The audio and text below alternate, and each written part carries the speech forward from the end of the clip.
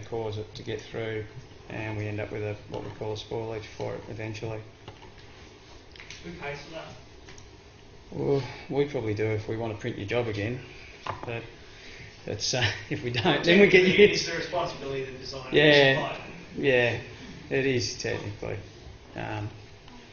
We will endeavour to put procedures in where we do a high-res proof, which is an Epsom proof, and we won't put the dye line on that, so that if the dye line doesn't appear, a white line will. So we try to get everyone to check that if we can, and we also mock the job up. So mocking up, I mean we actually fold it up at a proofing level. But it's just, again, it's another one that's very simple, and none of these things are really rocket science. They're just things that, like Trish said, things that slow us down. So that was...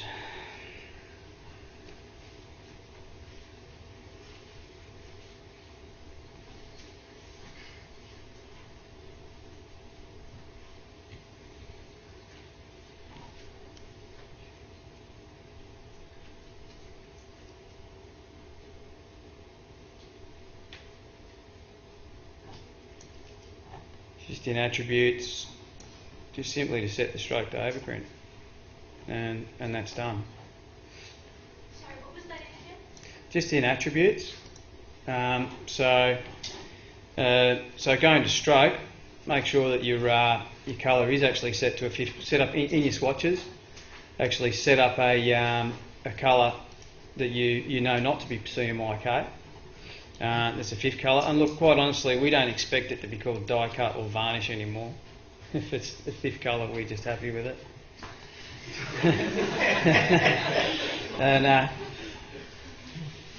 and just in attributes, just to go in and actually set that up as a overprint stroke. So you do that by selecting the stroke? Yeah, select the stroke and just select overprint. Again, you know, you say it's simple, why can't they do it? But 75% of the jobs, we're not getting the InDesign file. We're actually getting the PDF, which was what we're trying to drive, a PDF workflow through pre-press. But it's amazing how many changes we get asked to make inside a PDF. It's just getting out of control.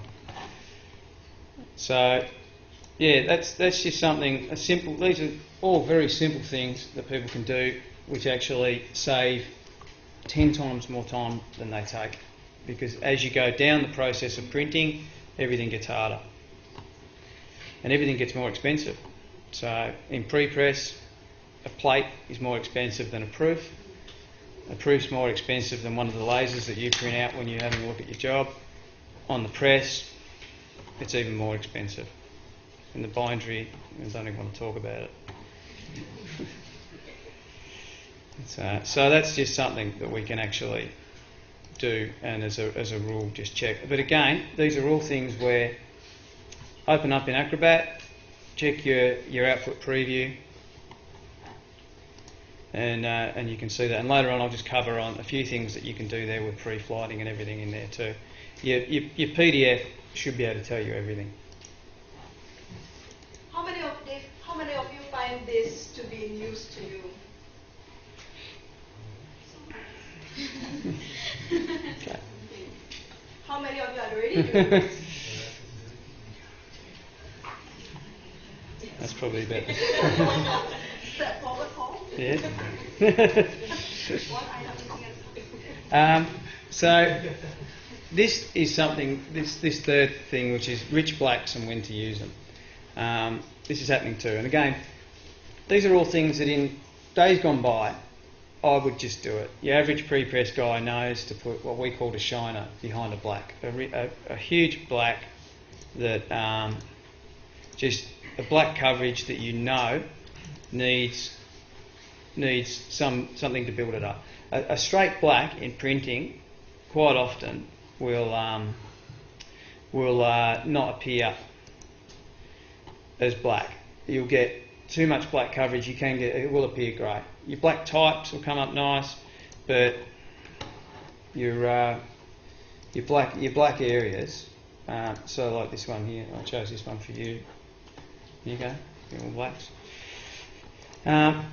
This area here actually will actually appear to be quite grey. So what we've done is, and as a designer, we'd sort of like you to be aware of that, what printing, the parameters of printing are, the physical parameters, that black will actually appear quite washed out. So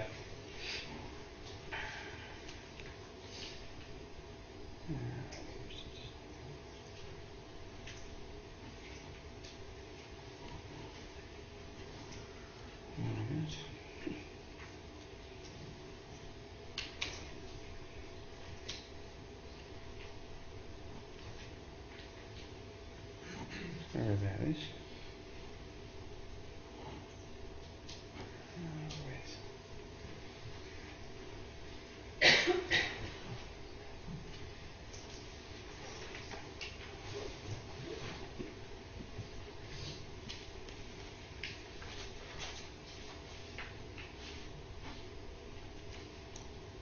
Okay.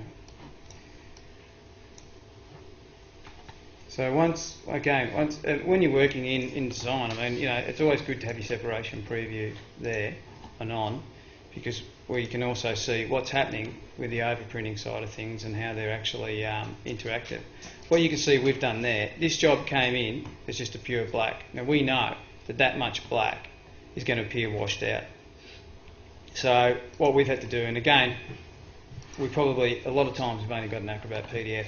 We know that we've got to put at least what we've done there, which is like a 40% cyan behind it, just to build it up, just to give it a bit more depth, to make it a little bit more contrasty on the press. So what we've done there, you could do with a rich black, you could do with a nice actual proper 4-colour black, which will actually build it up. If you've got more than just type, if you have got a black block like that, try to build it up with a bit of colour behind it. And if you're not sure what to do, how to build up, we've actually got a calculator which we can show you later on how to work out what blacks to put behind things. It can depend. Give us a call, give your printer a call, because it can depend on what stock you're using. Uncoated stocks and coated stocks have got different tolerances to the amount of colour you can put into anything. And a black is where your maximum colour or your total ink is going to actually come into play. You could have a nice 150 GSM, 200 GSM coated stock, which will take up to 350 total ink. So that's the amount of colour going on top of each other, piling down. You put that on an uncoated 80 GSM stock, something see-through like this, and you'll actually see, you'll get show-through and you'll get a bit of a wavy stock. And it'll be it'll just look like rubbish. So it does. There is a calculator there that we can actually circulate to actually help you come up with the right amount of black. That does also apply to a lot of colour as well in your scanning, but it's another story. So there's things like that can happen too that help us, that you guys can know about and help us along the way in regards to those sort of things. We get that quite a lot.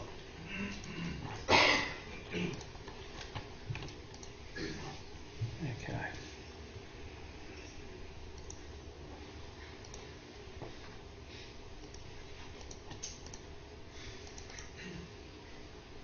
And the flip side of that is sometimes we get people that try to help us out with the registration black, and they'll put down what we call with a nice rich black, and they put down what we call a registration black, or they'll use the colour registration to fill a black, thinking you just can't put enough ink in, that's going to be great. That's going to make it really dark. That's going to be great. So that's 400% total ink. Going down, it could be something like tissue paper, you don't know. So, and in their mind, that's great. That's why we like to see people come out to the printing plant, to see the parameters, because a lot of what you're doing from a design point of view, you're seeing it on screen. I've done it before. When you go out to the press and you see just how that's interacting, it really does open your eyes to what can happen. Just a small click of a mouse and you've put 400% ink in, and basically the paper starts to buckle and you can't read anything on the other side. So we've got that in here. This is one that we had come through today, and what this one was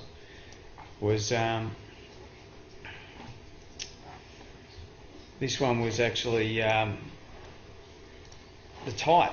Somebody actually put the type through with, and again, with output preview turned on, we can see that the type is for some reason out of what we call in a registration black. So it's appearing in every colour. No printing machine in the world, maybe a digital one, but yeah, no printing machine in the world will register that. Your type will look furry, and it just won't look sharp. It's just more than likely on a sheet fed press, you'll actually see the other colours with a halo or a misregistration around them. Because again, that's another thing that they don't really teach you guys. Printing presses aren't perfect. There's allowances made for their imperfection. When we trap something, when we say the word trapping, is bleeding one colour into another colour, is allowing for the micro movement on a press between colour decks. So by having something that's only, say, an 8-point piece of type that's got all colours in it, the movement around is just going to, there's no way it's going to come down in exactly the same spot on that small piece of type. So that's always, and it comes down back to this. I often look at the stuff that I get sent to me and think that output preview must be something only I've got.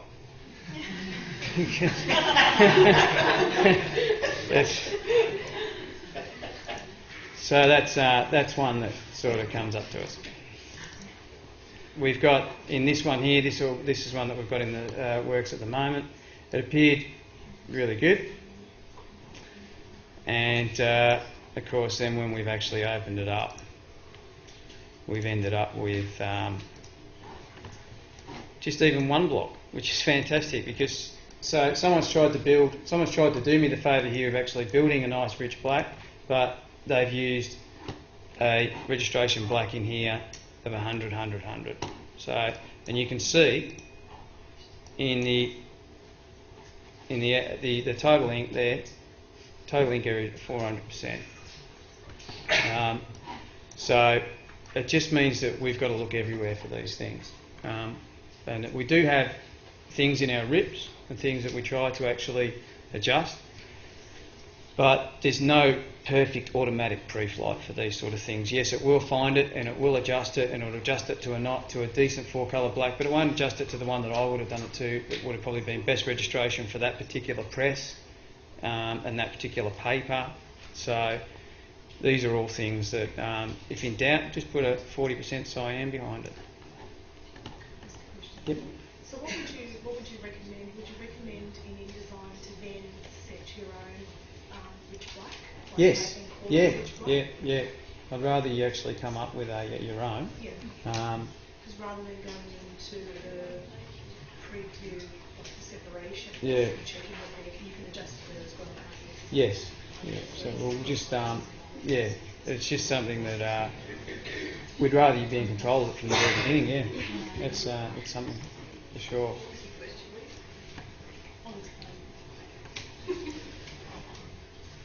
So that's sort of two sides of the same coin there, is that we're getting, and obviously the registration black is actually a byproduct of when we get those dreaded Word documents and things that are, come through, where people think that they've got an Office application and it's a great little design tool. So that's, I could talk for 2 hours on that.